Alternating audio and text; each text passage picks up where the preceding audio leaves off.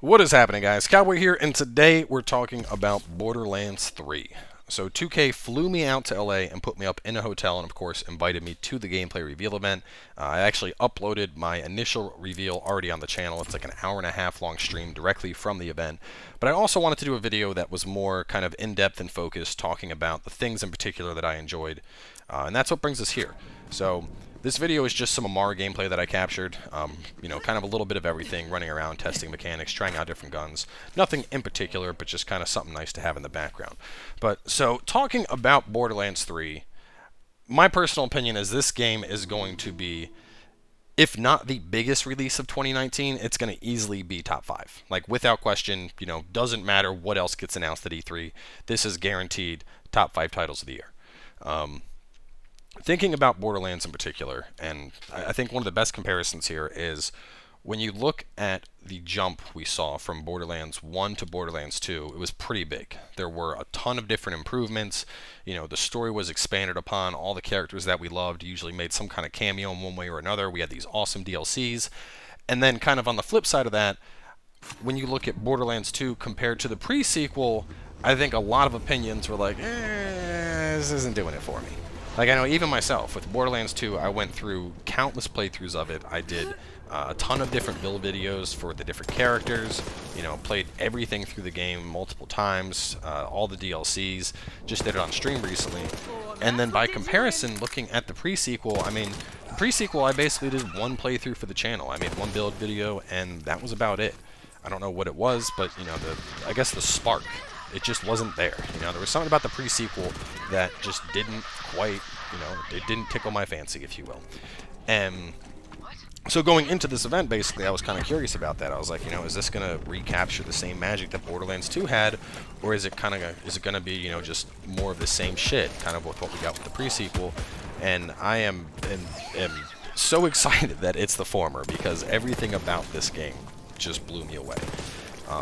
So just to start, let's talk about a lot of the quality of life changes. And these are really small things, but they're things that stood out to me almost immediately, being like, hey, it's really cool if they noticed that. You know, and a lot of times in games, it's the quality of life changes that you take for granted.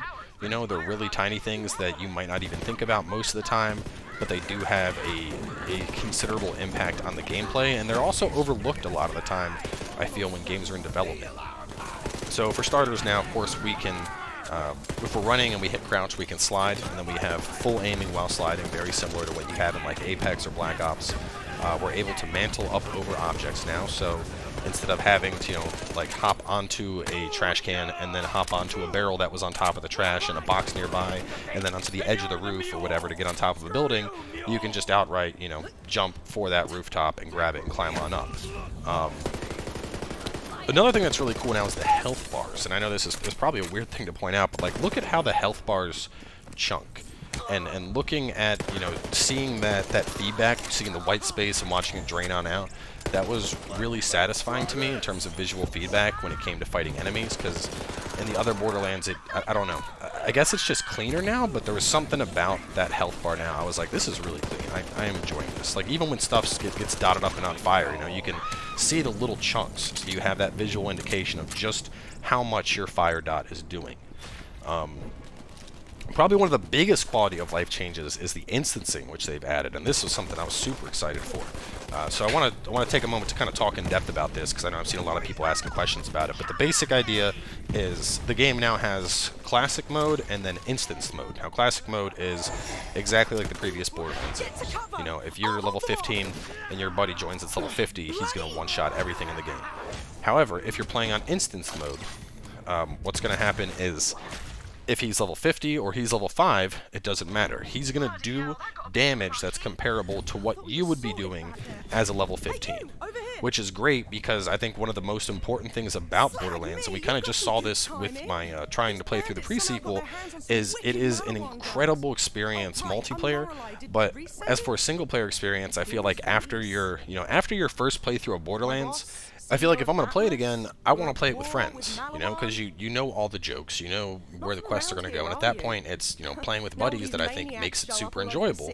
And to that extent now, you know, if I'm playing with a friend and he's only level 5, he gets level 5 loot, I get level 15 loot. If he's max level, he's seeing max level shit, I'm seeing stuff that's my level. And on top of that, with loot being instanced, it also beats down loot whores. And, you know, I'm not going to throw anybody under the bus here, Greg, but a couple people that I play with tend to have this habit of instantly grabbing every purple or pink or gold weapon they see, and I'm not about that life. You know, I want to enjoy the explosion of loot.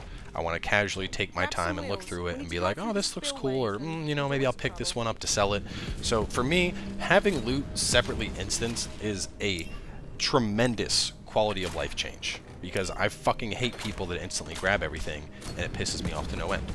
Moving on to some of the bigger changes, though, let's talk about the skill trees, because this is something that, you know, as somebody that makes build videos, this instantly shot up my hype boner.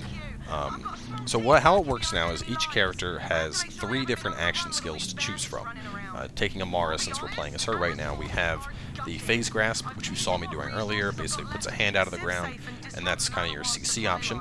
We have the Astral Projection, which shoots out like a, it just shoots out this image that'll hit enemies in a line, and it's almost like a mage-style ability, you know, you're just doing outright damage. And then we have the Phase Slam, where she jumps up in the air and comes down and does like an AoE explosion at everything that's below her. On top of that, each of those abilities has a dedicated tree now, so instead of having 3 trees and like your one main ability, each tree is specialized more around the ability that you pick.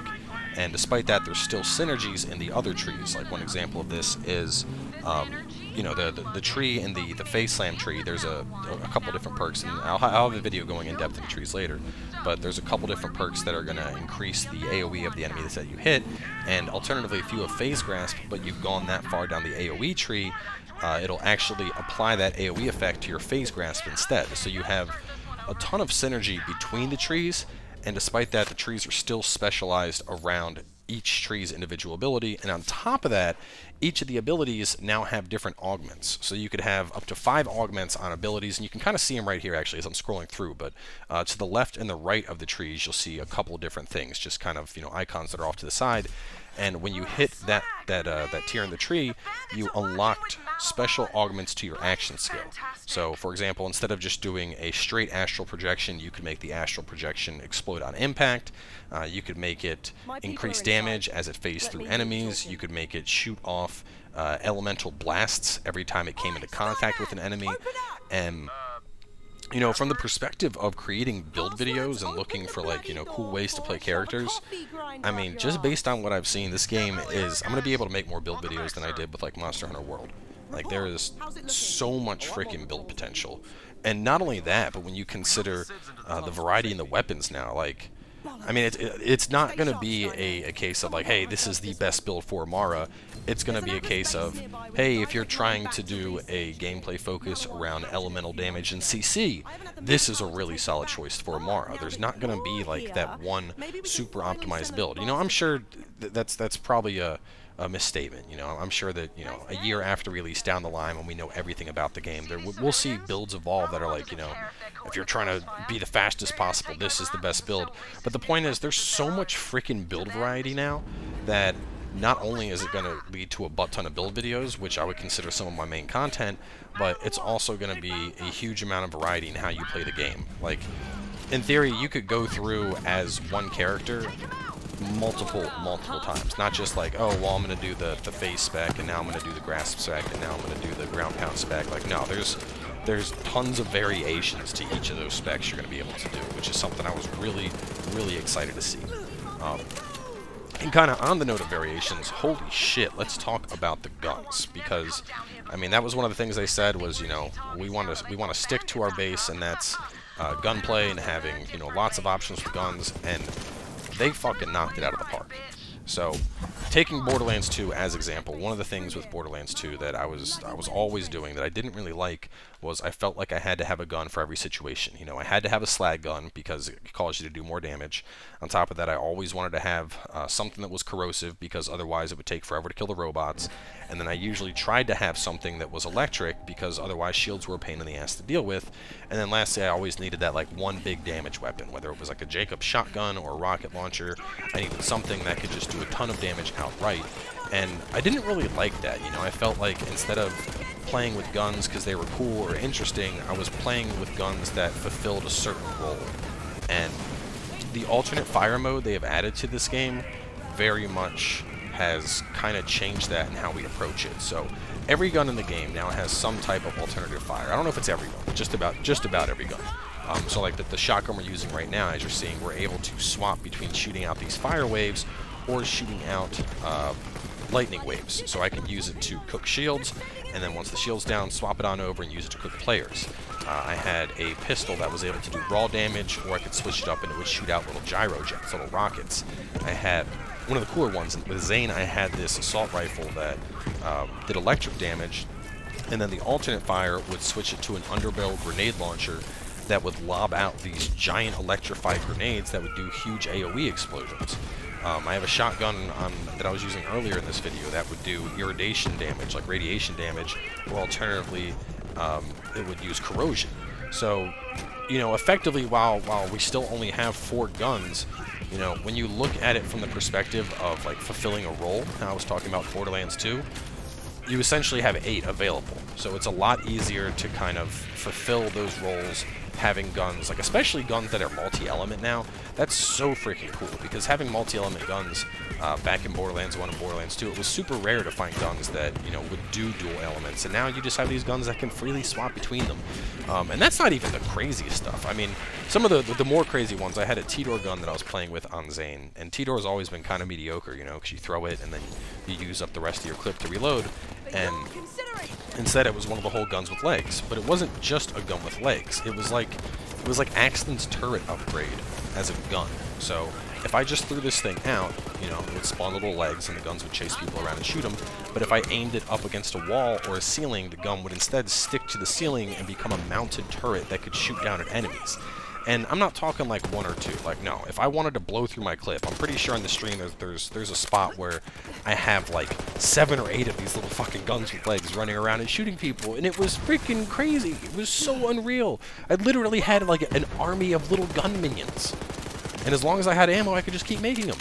And so shit like that, I was like, oh my god, like this is what I want in a looter shooter. I want so many goddamn guns that I can't mentally process how much variety I have. And to that extent, they absolutely hit the nail on its head. But I don't want to spend the entire video gloating, because there are a couple things that I saw that I think they can still improve upon, or that I'd want to see added into the game. And so kind of going back to the start of the video, you may remember that I was looking at the gun, and you know, I was able to look at my gun and review it super in-depth. You know, you're able to look at each individual component and see what kind of bonus it offers, you know, see what barrel is on it, what trigger is on it, what scope's on it.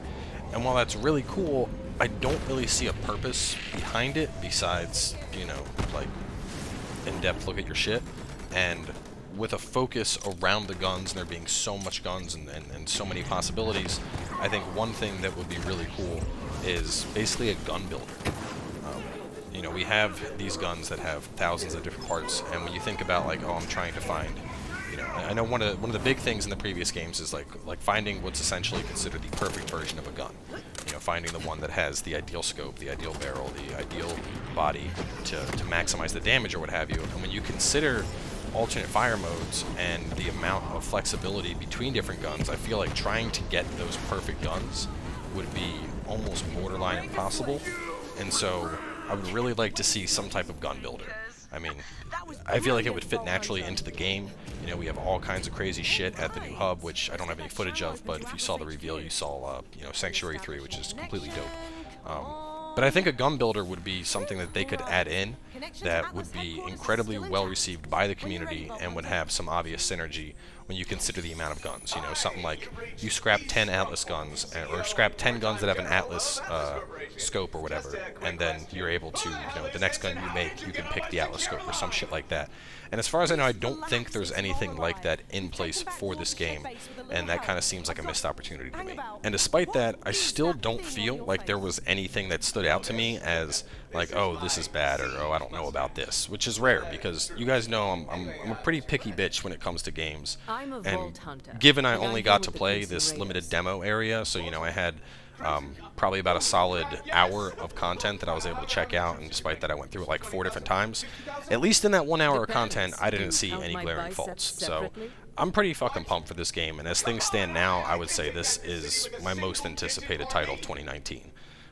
You know, we might get a Neo 2 release date. If that happens, things might change, but other than that, I don't think anything is going to be able to top the hype I have for this game right now.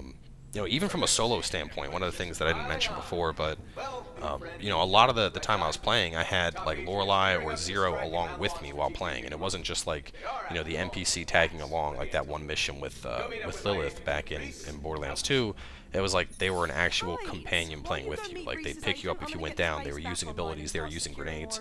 So, for someone that plays solo a lot, that was really cool to me. And I'm, you know, given obviously we had a small snippet of the game here, so I don't know to what extent you're always going to have an NPC companion, but that was still something that was really cool that I thought kind of made the game appeal more to a single-player focus, despite it being primarily a multiplayer title. So, on that note, I'm going to be closing things on out, but I will have a separate video looking in depth at both Amara and Zane's skill trees, kind of, you know, talking about their abilities, their skills, the synergies they have in each tree and whatnot. But closing thoughts, I mean, this is a day one buy for me. I know people don't like the Epic Launcher, but honestly, this game is just too goddamn good to not play it the moment I can.